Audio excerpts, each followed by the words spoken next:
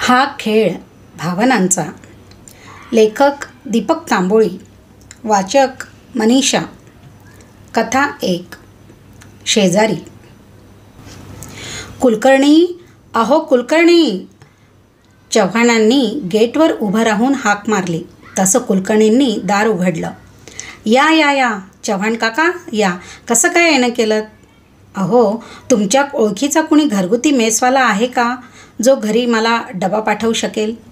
माझ्या परिचयाचा तर कोणी नाही, पण मंजूला माहिती असेल कदाचित. ती आता आंघोळीला गेली. तुम्ही या ना, आत बसा. ती येण्यातच आहे. चव्हाण काका आत जाऊन बसले. कुलकर्णी आणि त्यांचा 15 वर्षाचा शेजार. पण आज ते पहिल्यांदाच त्यांच्या घरात बसले होते. त्यांनी घरभर नजर टाकली. त्यांच्या 2 मजली बंगल्याच्या मानाने खुजं असलं तरी चांगलं स्वच्छ आणि नीटनेटकं असं ते घर होतं. का, तुमचा डबेवाला आज येणार नाही आहे का? कुलकर्णींनी विचारलं. अहो, आज सकाळीच त्याचा फोन आला होता. त्याचा भाऊ वारला म्हणे. गावी जातोय, त्यामुळे 13 दिवस डबा बंद राहील असं म्हणाला. तेवढ्यात कुलकर्णींची बायको मंजू बाहेर आली. कुलकर्णींनी चव्हाणाची अडचण सांगितली. माझ्या ओळखीचा आहे, पण तो रविवारी डबे देत नाही.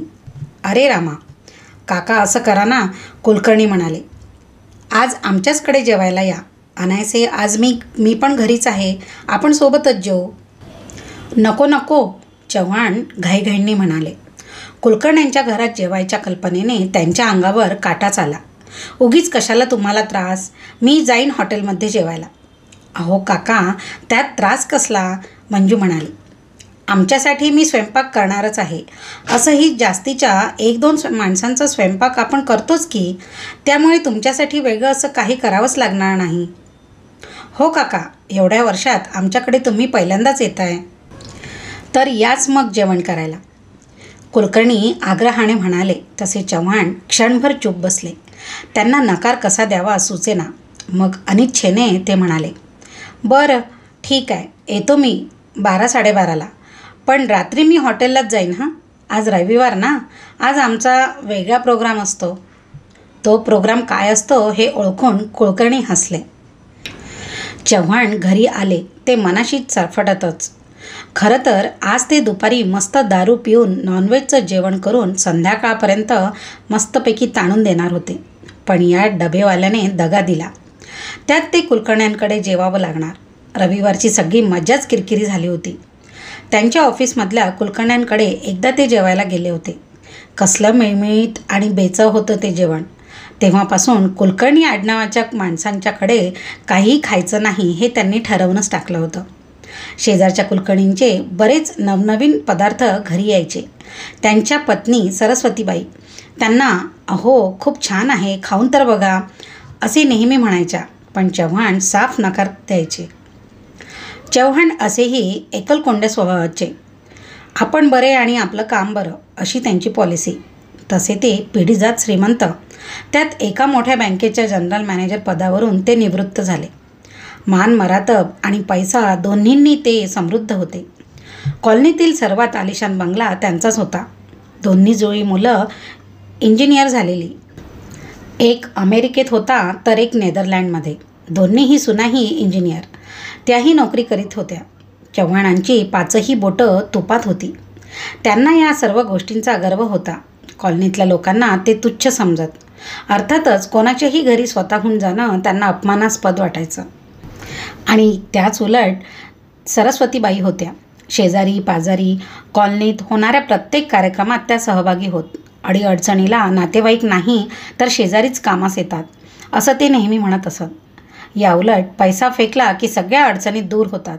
सुख पायाशी लोळण घेतात असं चव्हाणांचं ठाम मत होतं. मात्र मागच्या वर्षी सरस्वतीबाई कॅन्सरने वारल्या आणि चव्हाणांच्या या मताला भगदाडं पडली. पैसा देऊनही स्वयंपाकाला आणि घरकामाला बाई मिळेना.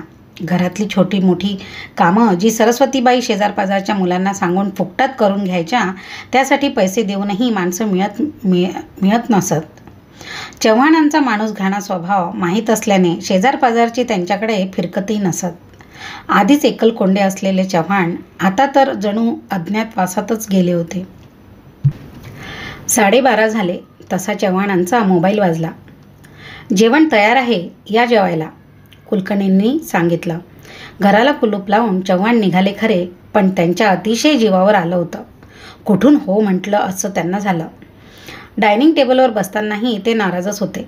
ताटामधल्या पदार्थांवर त्यांनी नजर टाकली. वाट्यांमधल्या कमी तेलाच्या भाज्या पाहून त्यांना सरस्वतीबाईंच्या मसालेदार तेलाचा भरपूर तवंग असलेल्या भाज्यांची आठवण झाली आणि त्यांना त्या जेवणाचा तिटकारा वाटू लागला. करा काका सुरुवात, कुलकर्णी म्हणाले. तसा त्यांनी अनिच्छेनेच घास घेतला. त्यांना चव कळली नाही म्हणून त्यांनी दुसरा घास घेतला, मग तिसरा, आणि त्यांना भाजीची चव अप्रतिम असल्याचा साक्षात्कार झाला. त्यांनी दुसऱ्या भाजीचीही चव घेतली. तिचीही चव पण सुरेख होती. पोळ्या तर इतक्या छान होत्या की त्यांच्याकडे पाहूनच भूक वाढत होती. कितीतरी महिन्यांनी चव्हाणांना असं घरगुती ताजं जेवण मिळत होतं. स्वतःच्या नकळत ते जेवणावर तुटून पडले. काका, व्यवस्थित होऊ द्या, कुलकर्णी म्हणाले. पण चव्हाणांचं लक्षच कुठे होतं. नेहमी ते 2 पोळ्या खायचे. आज 5 पोळ्या खाऊनही त्यांचं समाधान होईना. वरण भात, अळूच्या वड्या खाऊन त्यांनी श्रीखंडाची वाटी हातात घेतली. 1 चमचा तोंडात टाकल्याबरोबर त्यांच्या तोंडातून अप्रतिम शब्द बाहेर निघून गेला. कुठून आणले श्रीखंड मंजूताई? कुठूनच नाही, घरीच बनवलं, मंजूताई हसत म्हणाल्या. काय? अशक्य! इतकं छान श्रीखंड घरी बनूच शकत नाही. मी माझ्या अख्ख्या आयुष्यात इतकं स्वादिष्ट श्रीखंड खाल्लेलंच नाही. अहो, खरंच घरीच बनवलं आहे. बरं, जाऊ द्या. कसं वाटलं जेवण? कुलकर्णींनी विचारलं. अप्रतिम! का हो मंजूताई, कमी तेल, तिखट, मसाला वापरूनही तुमच्या भाज्या इतक्या टेस्टी होतात, त्या कशा? हा आता प्रश्न आहे की कॉम्प्लिमेंट, या गोंधळात मंजूताई फक्त हसल्या. बैठकीत बसल्यावर 15 मिनिटांनी कुलकर्णींच्या मुलीने ग्लास भरून ताक आणला. वाह, काय चविष्ट ताक होतं. चव्हाणांनी परत 1 ग्लास मागून घेतलं. काका, संध्याकाळीही या हं इथे जेवायला. नको, संध्याकाळी माझ्या एका मित्रासोबत हॉटेलमध्ये जायचा बेत आहे. त्याने नाही म्हटलं तर जरूर येईन. हो, बरोबर, तुमचा स्पेशल प्रोग्राम असतो नाही का, कुलकर्णी हसतच म्हणाले. मग चव्हाणांनी घरी येऊन मस्त झोप काढली. उठल्यावर चहा करून घेतल्यावर त्यांना संध्याकाळच्या जेवणाची आठवण आली. उगीचच आपण कुलकर्ण्यांना रात्री हॉटेलमध्ये जाणार असल्याची थाप मारली. चांगले आग्रह करत होते आपल्याला. चरफडून त्यांनी मोबाईल काढला. सगळ्या मित्रांना फोन केले, पण एकही जण तयार झाला नाही किंवा कुणीही त्यांना जेवायचं निमंत्रण दिलं नाही. त्यांनी स्वतःला शिव्यांची लाखोली वाहिली. खरं तर सरस्वतीबाई गेल्यापासून या एवढ्या मोठ्या बंगल्यात एकट्यानं राहणं, जेवणं आणि झोपणं त्यांना अजिबात आवडत नव्हतं. पण काही इलाज नव्हता. मुलं अशी परदेशी जाऊन बसलेली. लहानपणापासूनच शिक्षणासाठी दूर राहिल्यामुळे त्यांना घराबद्दल कधीच ओढ वाटली नाही. त्यातच चव्हाणांच्या वृक्ष माणूसघाण्या स्वभावामुळे बापाबद्दल त्यांना कधीही प्रेम वाटलं नाही. सातत्याने बाहेर असल्याने चव्हाणांच्या कोणत्याही कामास ती आली नाही. चव्हाणांनी आपलं कर्तव्य पूर्णपणे पार पाडलं, पण मुलांना त्यांच्या कर्तव्याची कधी जाणीवच झाली नाही. मुलं म्हणजे म्हातारपणीच्या काठ्या असं सगळे म्हणत, पण चव्हाणांच्या या काठ्या इतक्या दूर जाऊन बसल्या होत्या की त्यांच्यापर्यंत हात पोहोचणं अशक्य होतं. सरस्वतीबाई वारल्यावर 4 दिवसांनी मुलं आली. तोपर्यंत सगळे क्रियाकर्म चव्हाणांनाच करावे लागले. 15 दिवसांनी सगळे विधी झाल्यावर चव्हाणांनी दोन्ही मुलांना विनंती केली की नोकऱ्या सोडून भारतात या. पुण्या मुंबईत तुम्हाला नोकऱ्या मिळवून देण्याची जबाबदारी माझी. म्हातारपणात नातवंडांचं सुख तुमच्या आईला मिळालं नाही तर मला तरी मिळू द्या. पण मुलांना आपला देश आवडेनासा झाला होता. इथली गर्दी, घाणेरडेपणा, भ्रष्टाचार यांचा त्यांना तिटकारा वाटत होता. त्यांनी स्पेशल चव्हाणांना नकार दिला. उलट एक मुलगा त्यांना अमेरिकेत घेऊन गेला. पण एका आठवड्यातच चव्हाण कंटाळले. समृद्धी आहे, पण जीवाभावाची माणसं कुठे आहेत? मुलगा, सून कामावर निघून गेल्यावर ते एकटेच बंगल्यात असायचे. आजूबाजूच्या बंगल्यात जणू रोबोट बसले आहेत असंच त्यांना वाटायचं. 1 महिना कसाबसा काढल्यावर ते दुसऱ्या मुलाकडे नेदरलँडला गेले. 1 महिना युरोप दौरा केल्यावर ते कंटाळून भारतात आले. इथेही त्यांचं मग एकसुरी आयुष्य सुरू झालं. कधीतरी नातेवाईकांच्या साखरपुडा, लग्नाला ते जायचे. तिथे ते रमायचे. त्यांना राहावंसं वाटायचं. पण बिना बायकोच्या माणसाला अशा समारंभात काहीच किंमत नसते हे त्यांच्या लक्षात आलं होतं. एकदा त्यांच्या ऑफिसच्या शिपायाच्या 61ला त्यांना बोलवण्यात आलं होतं. शिपायाच्या मुलांनीच हा कार्यक्रम आयोजित केला होता. चव्हाण कार्यक्रमस्थळी पोहोचले. शिपायाची मुलं मुली, सुना, जावई आणि नातवंड यांचं गोकुळ पाहून चव्हाणांचे डोळे भरून आले. शिपायाच्या नशिबाबद्दल त्यांना असूया तर वाटलीच, पण त्यापेक्षाही जास्त स्वतःची कीव आली. तसेच विमनस्क अवस्थेत ते घरी आले. त्यांचं एवढं मोठं मुलं आणि त्यांच्या परिवारासाठी बांधलेलं घर आता त्यांना भूत बंगला वाटू लागलं. मनात आत्महत्येचे विचार येऊ लागले. डॉक्टरांनी मना केलेलं असतानाही त्यांनी दारूची बाटली काढली आणि 15 मिनिटात संपवली. रात्री 1 वाजता त्यांना जाग आली. ती जीव घाबराघुबरा झाल्याने. छातीत डाव्या बाजूला जीवघेण्या कळ्या येत होत्या. AC सुरू असतानाही अंगातून घामाच्या धारा वाहत होत्या.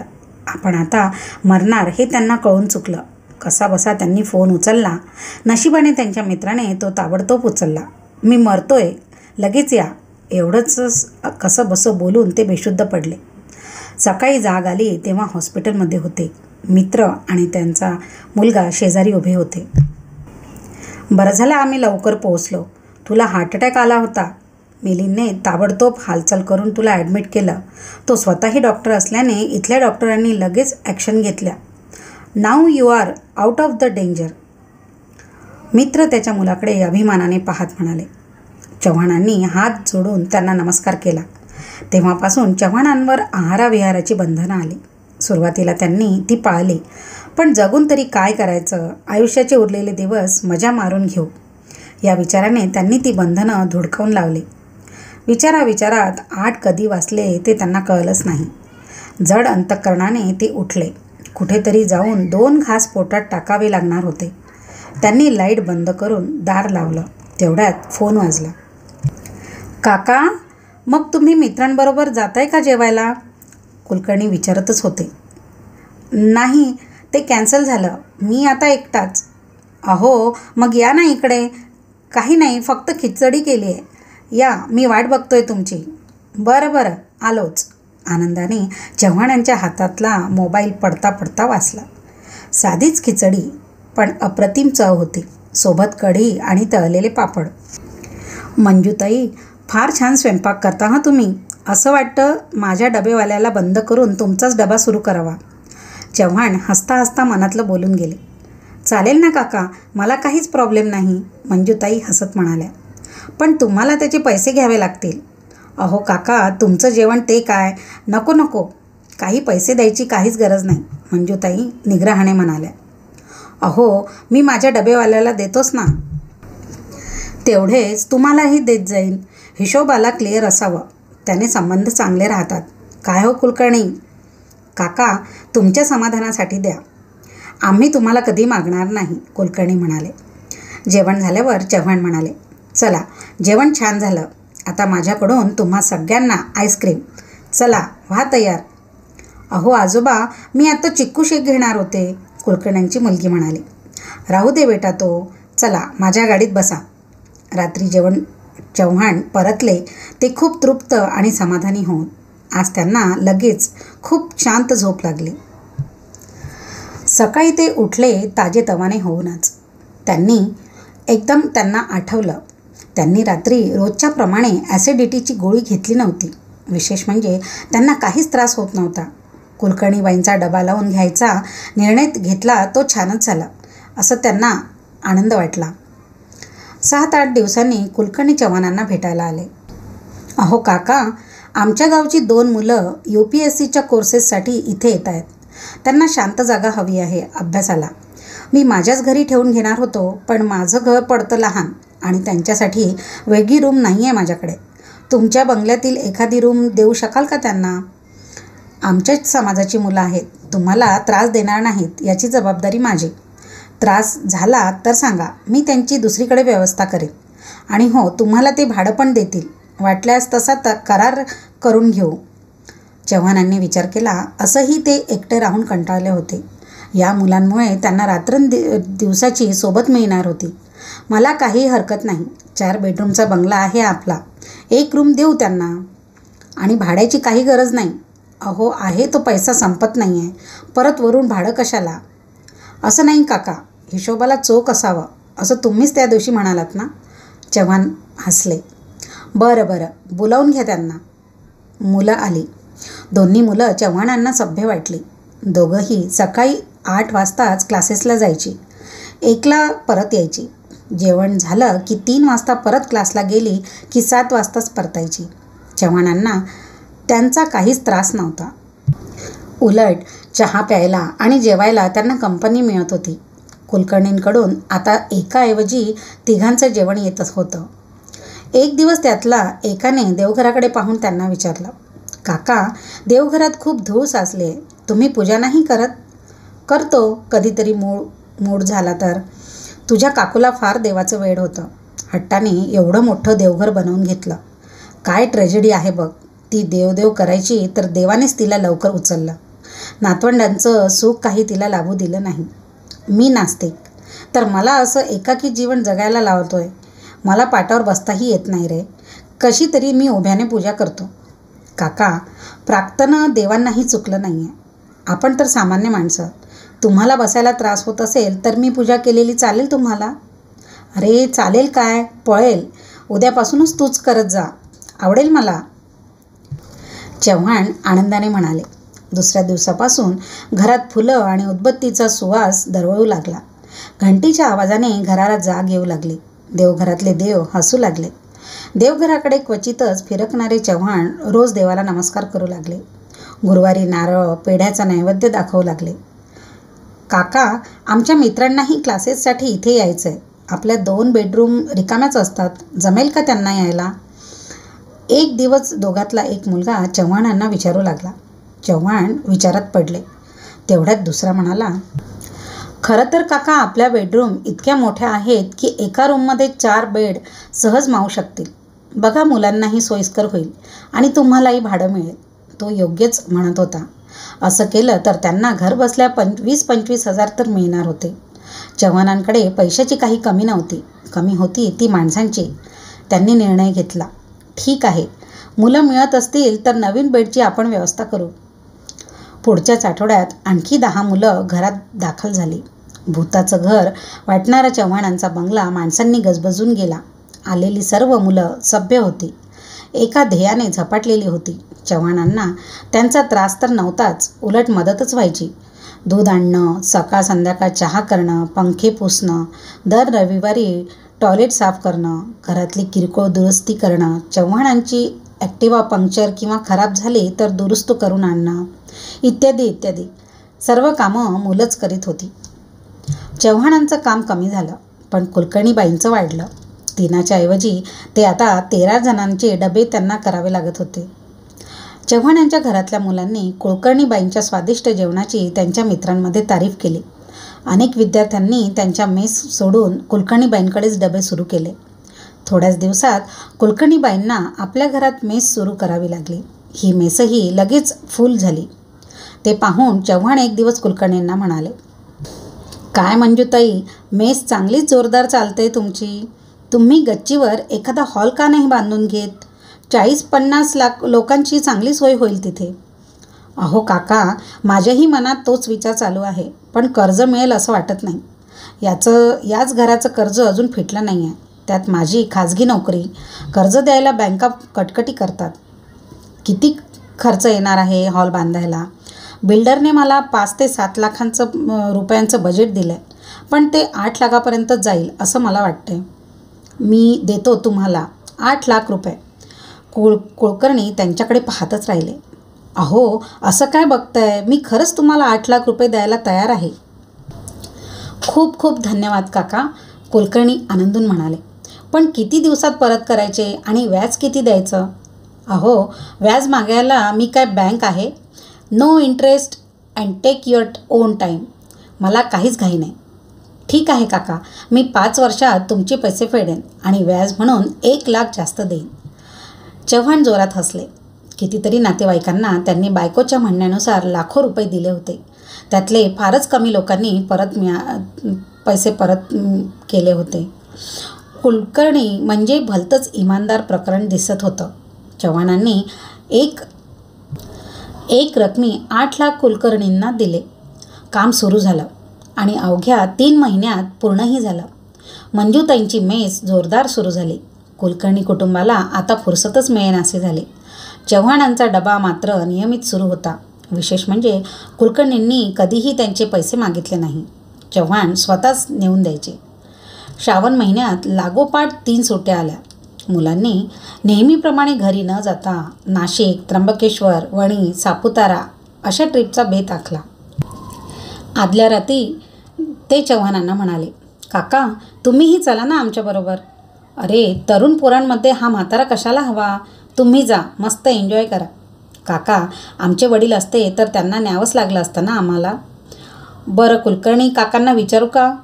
विचारा, ते आले तर येतो मी. मुलांनी कुलकर्णींना विचारलं. मेसलाही सुट्टी असल्याने त्यांचं पूर्ण कुटुंबच तयार झालं. एक बस ठरवली गेली.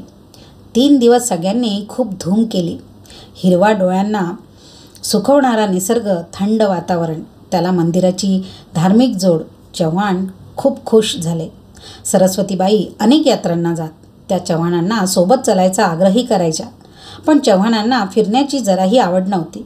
असं भटकण्यापेक्षा मित्रांसोबत चिकन तंदुरी खात, दारू पीत सुट्टी घालवायला त्यांना आवडायचं. आज मात्र आयुष्याचा खरा आनंद आपण आपल्याच कर्माने उपभोगू शकलो नाही याची त्यांना प्रकर्षाने जाणीव झाली. 3 सप्टेंबरला चव्हाणांचा वाढदिवस.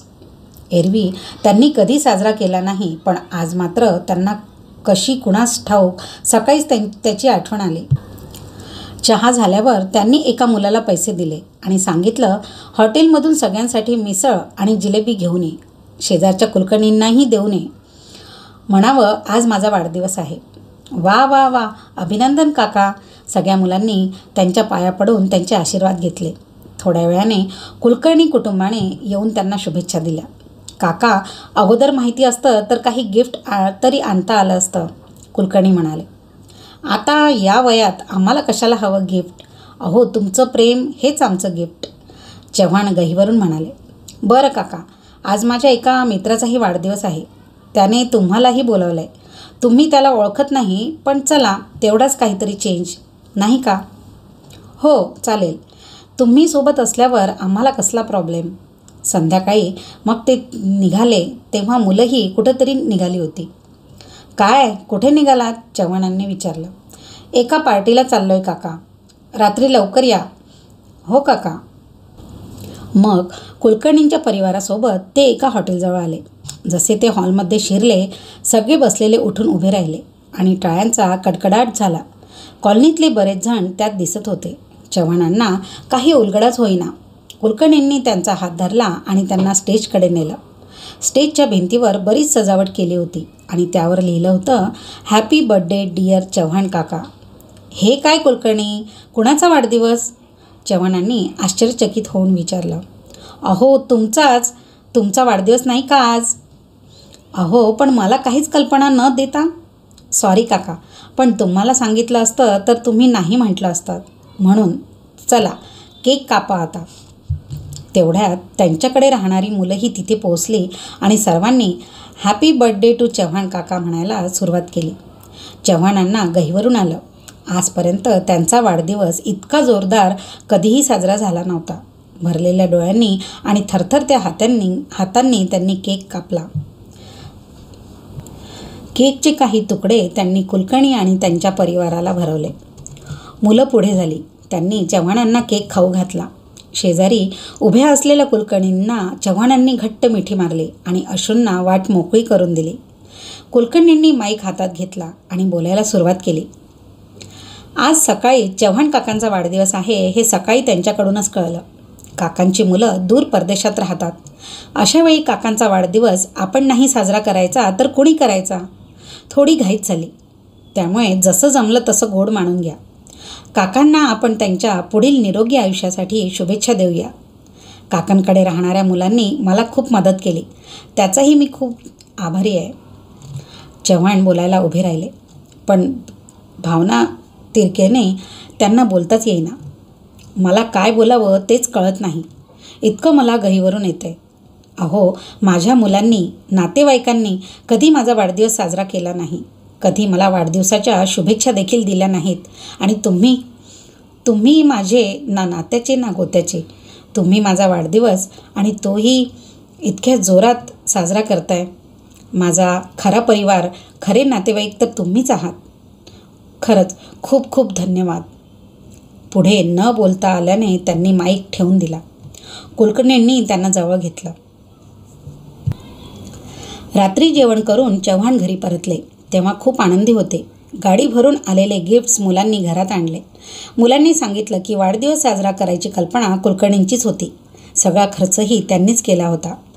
दुसऱ्या दिवशी आलेले सगळे गिफ्ट्स चव्हाणांनी मुलांना वाटून दिले. कुलकर्णींनी दिलेले सूटचं कापड फक्त त्यांनी स्वतःजवळ ठेवलं. त्या दिवसानंतर चव्हाण आमूलाग्र बदलले.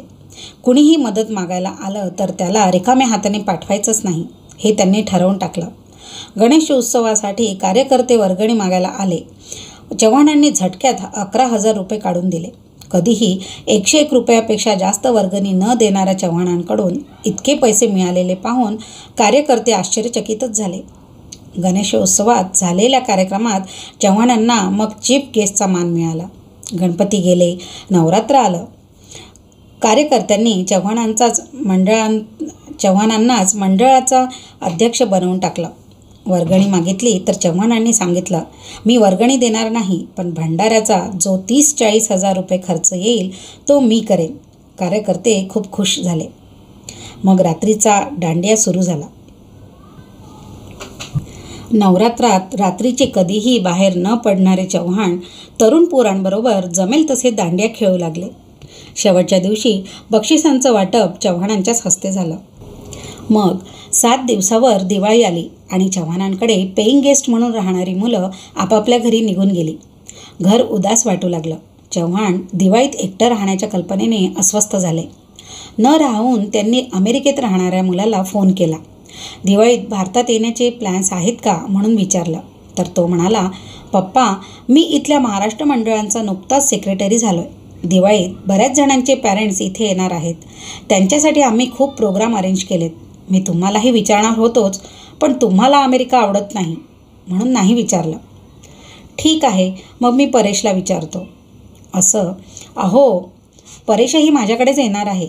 त्याला मुलगी झाल्याचं त्याने तुम्हाला कळवलंच असेल, नाही का? चव्हाणांना धक्काच बसला. परेश, त्यांचा लाडका मुलगा. काय नव्हतं केलं त्यांनी त्याच्यासाठी. 15 वर्षाचा होईपर्यंत तो खूप अशक्त होता. सारखा आजारी पडायचा. बरेचदा दवाखान्यात ॲडमिट व्हायचा. अनेक रात्री चव्हाणांनी त्यांच्यासाठी जागून काढल्या होत्या. नाही बुवा, त्याने तर मला काहीच कळवलं नाही. मोठ्या दुःखाने चव्हाण म्हणाले. हां, कदाचित विसरला असेल तो. चव्हाणांनी नातवांची चौकशी केली. मजेत आहेत, सर्व मजेत आहेत, पण इंडियात जायला नाही म्हणतात. अहो, त्यांचा जन्म इथला, संस्कार इथले, कसं आवडेल त्यांना इंडियासारख्या बॅकवर्ड कंट्रीत यायला? चव्हाणांना पुढचं काहीच ऐकू येईना. थोडंसं बोलून त्यांनी मग फोन बंद केला. 2-3 दिवसांनी कुलकर्णींचा मुलगा आकाश कंदील आणि लायटिंगच्या माळा घेऊन घरी आला. आजोबा, कुठे लावायचं हे? बाबांनी पाठवलं आहे मला. अरे, या घरात मी एकटाच राहतो. माझ्या घरातही आहे हे तरी मी लावत नाही. घेऊन जाते परत. मुलगा परत निघाला तसं त्यांनी त्याला थांबवलं. बरं, चल लावून दे. तुझ्या बाबांना नाहीतर वाईट वाटेल. मुलाने लायटिंग आणि आकाश कंदील लावून दिला. मग संध्याकाळी कुलकर्णी त्यांना भेटायला आले. काका, तुमची मुलं किंवा नातेवाईक दिवाळीसाठी येणार आहेत का? नाही तर नाही का हो? मग चला, सामान पॅक करा.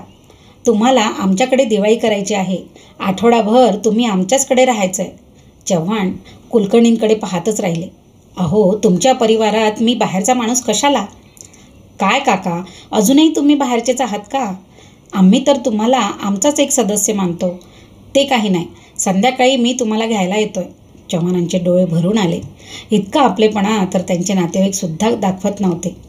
चव्हाणांची दिवाळी मजेत गेली. कुलकर्णी कुटुंब इतकं चांगलं वागलं की त्यांना अजिबात परकेपणा जाणवला नाही. पाडव्याला मंजूताईंनी चव्हाणांना ओवाळलं. वडिलांच्या जागी तुम्हीच आहात असं म्हटल्यावर चव्हाण गहिवरले. गप्पा सुरू झाल्यावर चव्हाण कुलकर्णींना म्हणाले, तुमच्या मुलांना कधीही परदेशी पाठवू नका नोकरी करायला. बघताय ना माझे काय हाल होत आहेत ते. अहो काका, पण आपल्या देशात नोकऱ्या मिळत नाहीत. सगळीकडे नुसता भ्रष्टाचार. मुलांच्या गुणांचं चीजही होत नाही. अगदी कमी पगारावर काम करावं लागतं. काही ठिकाणी अक्षरशः पिळवणूक असते. काय करायचं त्या मुलांनी? परदेशात तसं होत नाही. तुमच्यात मेरिट असेल तर चांगले जॉब्स मिळतात, पगारही भरपूर मिळतो, अनेक प्रकारच्या सुविधा मिळतात. आता प्रश्न आईवडिलांना सांभाळण्याचा. तर 3 मुलं असूनही आईवडिलांना सांभाळणार कोण यावरून भांडणारी आणि सरतेशेवटी त्यांना वृद्धाश्रमात ठेवणारी असंख्य मुलं आपल्या देशातही आहेतच ना. आणि सगळी मुलं तशी नसतात हो. माझे चुलत भाऊ आजही जॉईंट फॅमिलीत राहतात. आपल्या आईवडिलांचा सांभाळ करतात, मंजुताई म्हणाल्या. हो ना, माझा मामेभाऊ बघा ना. मामा मामी सतत आजारी असतात, पण तरीही तो सांभाळतोच की त्यांना. शेवटी मुलांवरचे आपले संस्कार आणि अर्थात महत्त्वाचं म्हणजे आपलं नशीब यावर सगळं अवलंबून आहे. आता तुम्हाला अमेरिका आणि नेदरलँड आवडलं नाही म्हणून, नाहीतर तुमची मुलंही तुम्हाला सांभाळायला तयार होतीच ना, कुलकर्णींनी विचारलं. चव्हाण आता चूप बसले. कुठेतरी मनात त्यांना पटत होतं, पण मुलांबाबतची मनातली अढी काही कमी झाली नाही.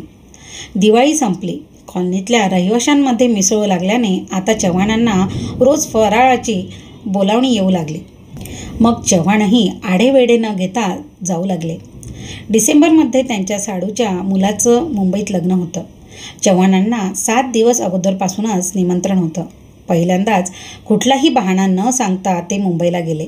बऱ्याच दिवसांनी अशी संधी मिळाल्याने रोज मसालेदार नॉनव्हेज आणि सोबतीला दारू यावर चव्हाणांनी आडवा हात मारला. तृप्त होऊन ते घरी परतले, ते हायपर ॲसिडिटी घेऊनच. 7-8 दिवसांनी रात्री 1 वाजता त्यांच्या छातीत अचानक दुखायला लागलं. आपल्याला अटॅक येतोय हे मागच्या अनुभवावरून त्यांना कळून आलं. शेजारच्या खोलीतल्या मुलांना त्यांनी हाक मारली. मुलं धावतच आली. एकाने कुलकर्णींना फोन लावला. चव्हाणांची अवस्था पाहून कुलकर्णींनी ताबडतोब त्यांना गाडीत बसवलं आणि त्यांना घेऊन हॉस्पिटलला गेले. तोपर्यंत चव्हाण बेशुद्ध झाले. डॉक्टरांनी प्रयत्नांची पराकाष्ठा केली. सकाळी चव्हाण शुद्धीवर आले. त्यांची एन्जिओग्राफी करण्यात आली. सकाळी 11 वाजता डॉक्टरांनी कुलकर्णींना बोलावून घेतलं. प्रकरण फार गंभीर आहे. यांची ताबडतोब बायपास करणं आवश्यक आहे. पुणे किंवा मुंबईला यापैकी तुम्हाला जिथं सोयीस्कर होईल तिथे घेऊन जा. अर्थात तेही धोक्याचंच आहे, पण त्याला इलाज नाही. मला फक्त 1 दिवस द्या. पैशांची जुळवाजुळव करावी लागेल कुलकर्णी, असे कुलकर्णी म्हणाले. खरं तर चव्हाणांकडे पैशांची कमतरता नाही आहे हे कुलकर्णींना माहीतच होते, पण या अवस्थेत त्यांना पैसे मागणं त्यांना योग्य वाटत नव्हतं. घरी घेऊन येऊन त्यांनी बायकोशी सल्लामसलत केली. मंजुताईंनी मंगळसूत्र सोडून सगळे दागिने काढून दिले. कुलकर्णी मग कॉलनीत फिरले. आता ताबडतोब तुम्हाला जेवढी जमेल तेवढी मदत करा. तुमचे पैसे परत मिळण्याची गॅरंटी माझी, असं बोलून जवळजवळ सगळ्यांकडून त्यांनी पैसे घेऊन त्यांनी सगळ्यांना कच्च्या पावत्या दिल्या. संध्याकाळपर्यंत त्यांच्याकडे 10 लाख जमा झाले. पुण्याकडे निघता निघता त्यांनी चव्हाणांच्या मोबाईलवरून त्यांच्या मुलांचे फोन नंबर घेतले. फोन करून त्यांना सर्व कल्पना दिली. चव्हाणांची बायपास सर्जरी यशस्वी झाली. 15 दिवस कुलकर्णी आणि त्यांच्या घरात राहणारी चव्हाणांच्या घरात राहणारी 2 मुलं हॉस्पिटललाच राहिली. चव्हाण मृत्यूच्या दारावर जाऊन घरी परतले. सगळा खर्च कुलकर्णी, त्यांचे मित्र आणि कॉलनीतल्या रहिवाशांनी केल्याचं त्यांना कळलं तेव्हा त्यांच्या डोळ्यातून अश्रूंच्या धारा वाहू लागल्या. त्यांनी ताबडतोब चेकवर सह्या करून कुलकर्णींना सगळ्यांचे पैसे फेडायला सांगितले. कुलकर्णींच्या 15 दिवस बिनपगारी रजा झाल्या होत्या. त्याचेही पैसे चव्हाणांनी त्यांना देऊ केले, पण त्यांनी ते घेतले नाहीत. अमेरिका आणि नेदरलँडवरून त्यांच्या मुलांनी फोन करून त्यांची चौकशी केली. चव्हाण त्यांच्याशी बोलले खरे, पण ही मुलं अजून आपल्याला भेटायला आली नाहीत याचा त्यांना राग आला. आपल्या आयुष्याचं आता काही खरं नाही याची चव्हाणांना जाणीव झाली. मरण्याअगोदर एवढ्या मोठ्या प्रॉपर्टीची विल्हेवाट लावणं आवश्यक होतं. ते वकिलांकडे पोहोचले. मृत्यूपत्र करण्याची इच्छा त्यांना सांगितली. सांगा साहेब, मी लिहून घेतो, वकील म्हणाले. वृद्धाश्रमाला 10 लाख, अनाथ मुलांच्या संस्थेला 5 लाख, UPSC MPSCच्या परीक्षा देऊ इच्छिणाऱ्या गरीब मुलांसाठी 5 लाखाची शिष्यवृत्ती, मुंबईतला फ्लॅट विकून त्याची येणारी रक्कम जी साधारण 2-3 कोटींच्या आसपास असेल ती अंध अपंग मुलांच्या कल्याणासाठी वापरण्यात यावी.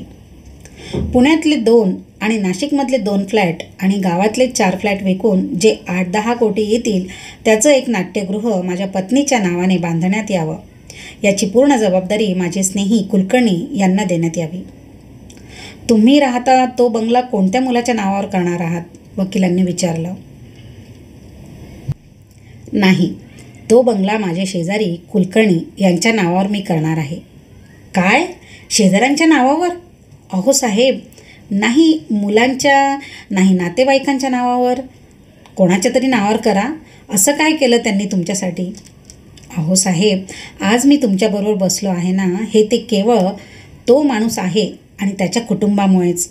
माझी मुलं नातेवाईकांनी मला कधीच प्रेम दिलं नाही, पण या माणसाने मला कायम वडिलांसारखी वागणूक दिली. त्याच्या कुटुंबानेही मला खूप प्रेम दिलं.